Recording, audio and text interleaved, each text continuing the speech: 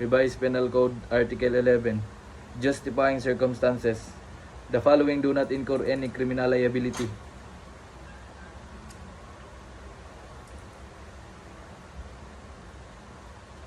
Paragraph 1. Anyone who acts in defense of his person or right, provided that the following circumstances concur: first, unlawful aggression; second, reasonable necessity of the means employed to prevent or repel it; third, lack of sufficient provocation on the part of the person defending himself. Paragraph 2.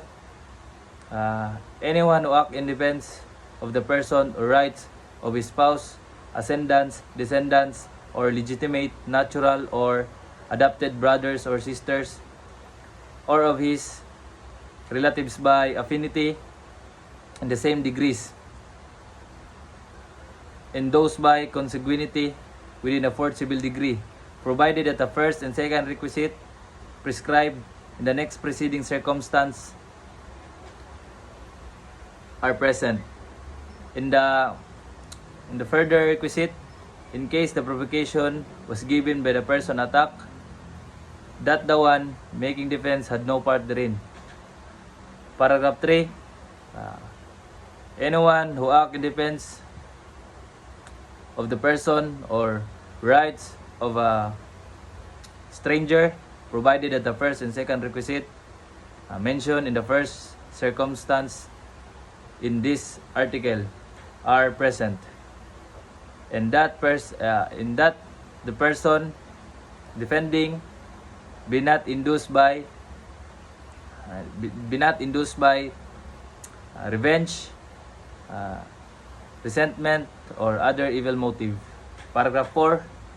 Any person who, in order to avoid an evil or injury, does an act which causes damage to individual, provided that the following requisites are present. First, that the evil sought to be avoided actually exists. Second, that the injury feared be greater than to avoid it.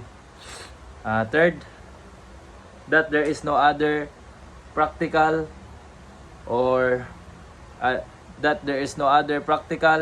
and less harmful means of preventing it. Paragraph 5. Any person who acts in a fulfillment of a duty or lawful exercise of right or office. Paragraph 6. Any person who acts in obedience